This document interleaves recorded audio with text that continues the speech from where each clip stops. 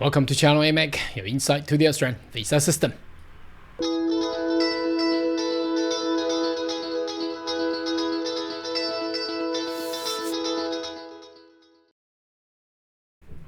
Good day everyone, my name is Carl Young, your online YouTube visa consultant. Are you interested in migrate to Australia? Why don't you consider to subscribe to my channel and turn on the bell on the side, so once all the updates and news, you'll be the first one getting all the insight.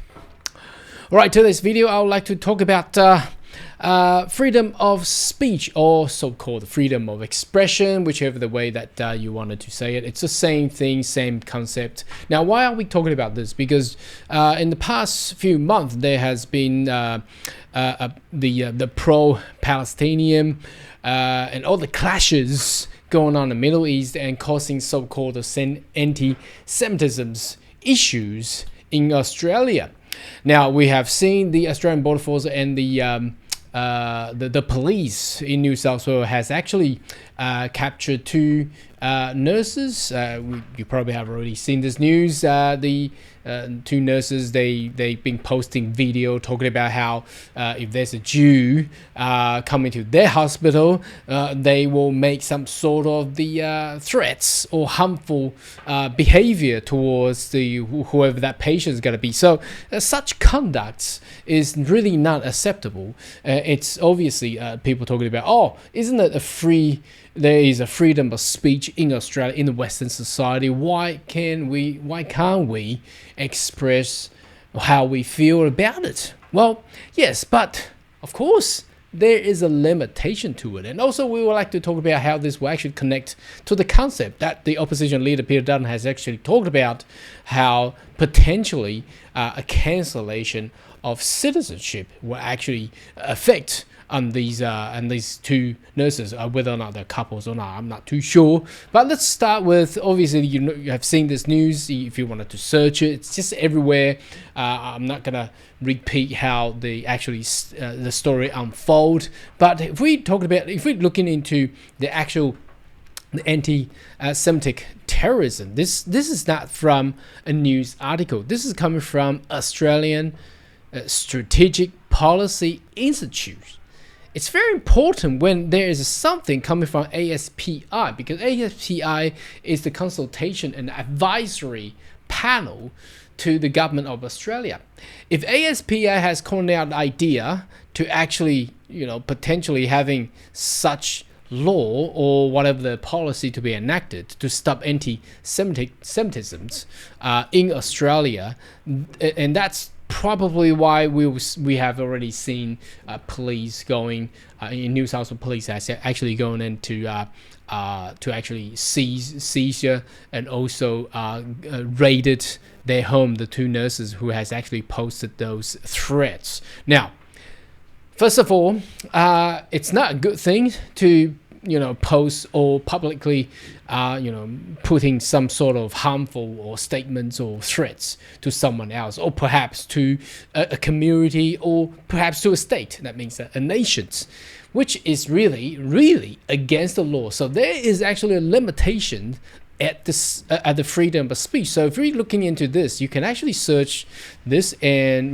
do your little reading back home. But I'm just gonna go through a brief information so that you don't have to read all the boring legal stuff. So you can find this from the Australian Government Attorney General's Department at the topic of the right for freedom of opinion or expressions, what means freedom of speech. And there is they talked about a lot of stuff. Then there is a section down here. It talks about the limitations to the freedom of opinion and expression. So if we click on that, that will take us down here, and basically it reads this. It says, can the right of freedom of opinion and expression be limited? So the first one says derogations. So there is actually, it's at the International Convention under the article of ICCPR, that's from the United Nations. Countries may take measure of derogation from certain of their obligation under the covenant, including the right of freedom of opinion and expression in time of the public emergency. Now, is there a public emergency in Australia? Perhaps not quite, but we have seen what had happened to these demonstrations that actually caused fires, and a lot of destruction, harmful conducts to the community. So perhaps it can be some sort of emergency in the public, because that's actually causing a certain communities as a threat, right? Which threatened life. Yes, it did threaten life, and the whatever that these two nurses had already done of the nation or existence of which officially proclaimed. So obviously we understand it's a multicultural society in Australia. So whoever that community that is, if you have been there has been a posture, opinion, expressions, or perhaps behavior under some sort of threats or intimidate, or perhaps you should entrench or causing harmful stuff. So there's all sorts of different description to this.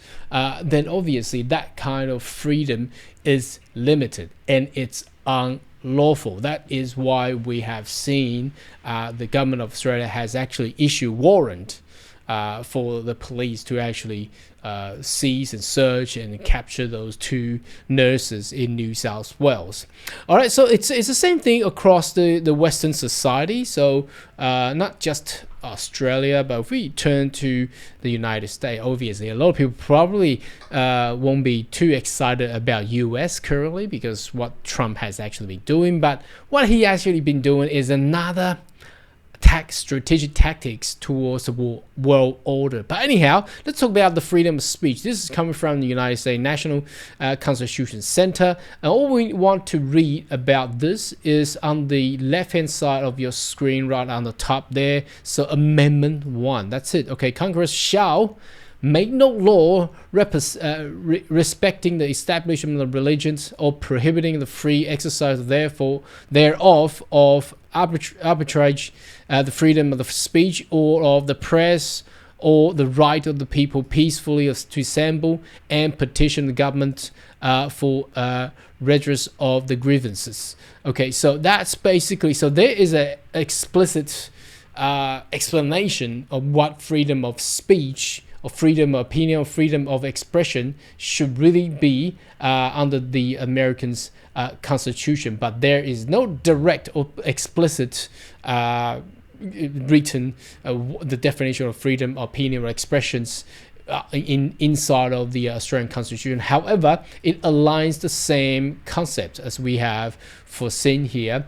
So, and if we're looking into again, going to a little bit further, this is another thing that I wanted to show, that the propaganda of war or international human rights standards, again, this is going straight, not just USA or Australia, but if we go into the international covenant, that's under the UN, if there is a propaganda for potential war, which it's some sort of like that, that's why they have named it as terrorism, because it's not between state and state, but it's more of the religious stuff and community stuff. One part of the community is going against the other part of the community, so it's not between a nation and nation, so it cannot be a war, but it's something similar. That's the difference between terrorism and war. However, the concept is the same. It's doing causing harmful stuff towards another. So if we're going through this and going into down here, as you can see, the ICCPR ban on propaganda for war. All right, so that's just a basic concept of the law on freedom of speech or freedom of opinion of expressions, just to give you a little hint. Now, give you a little more of realistic comparison or understanding of it. For example, we all have the freedom to travel and walk or drive on the road, right? You won't go out there and start walking and you got police coming in to capture you. But that's your freedom. But there is a limitation to it. If you drive on the street and it says the speed limit is on 60 kilometers per hour, can you go over that? Can you go 100 or 120 kilometers per hour on that specific road or street? Of course, no. So the police, when police capture you, there is going to be a fine or certain offense, right? So there is a freedom in the Western society. That's the concept there. But there is a limitation to it. And again, a freedom for anyone, another scenario, you have the right of freedom for anyone in Australia, in all the Western societies. Now, but the limitation is your freedom doesn't cause others harm. For example, again, you can play, you can do some sort of karate acts with some sort of weaponry. For example, could be a knife, could be a sword, or something like that. In the practice, situational areas, or whatever it is. But can you swing knife or your sword in the public street where people are going around for shopping? Of course not. Then you will say that's your freedom to do so. Yes, but you're causing harms to others. Then that's going to be limited. So there will be a fine on such conducts. All right, so let's just get that concept right. So it's not free to be free. It's another way to say it. Now, how would that actually, what if somebody has done so? And what's the cost on their visa or perhaps their citizenship in Australia? So there's actually certain clauses and policy in regards to the citizenship cessation. Now, they call it cessation, doesn't call it cancellation.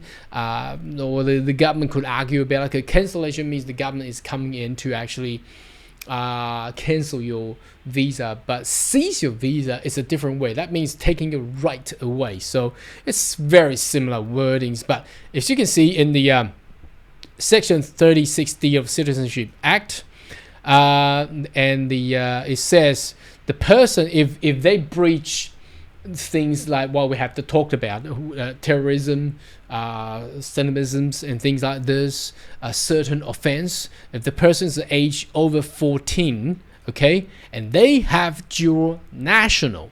Now, I understand these two nurses have been captured in New South Wales Hospital.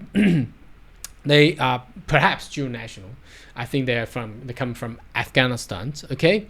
The person had been convicted of one or more serious offense. Again, there's a definition on serious offense. Usually will be something somewhat over 12 months of imprisonment under the relevant Australian law, and the law had imposed a period of imprisonment of total at least 3 years or more. So here we go. So it can be either serious offense or something that's more than 3 years. Why do they have this clause here and another clause here? Because someone could have multiple offense.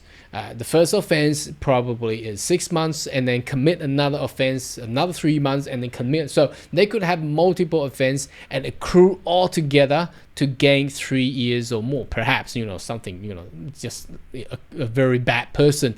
All right, the conduct offense related to some serious or significant that is demonstrated the person has repudiated their allegiance to Australia. So that is the thing, and they further talking about a certain terrorism offense, all right, treason, espionage, foreign interference, okay, advocating mutiny, foreign incursion, recruitment offense, certain explosive lethal device offenses. So all these kind of conducts will actually contribute to a potential activation of Section 36D of the Citizenship Act to actually seize the citizenships. So this video just wanted to, it's a little bit boring because it's all legal stuff and legal concept, but just to get everybody head around understanding, because there's too many news out there.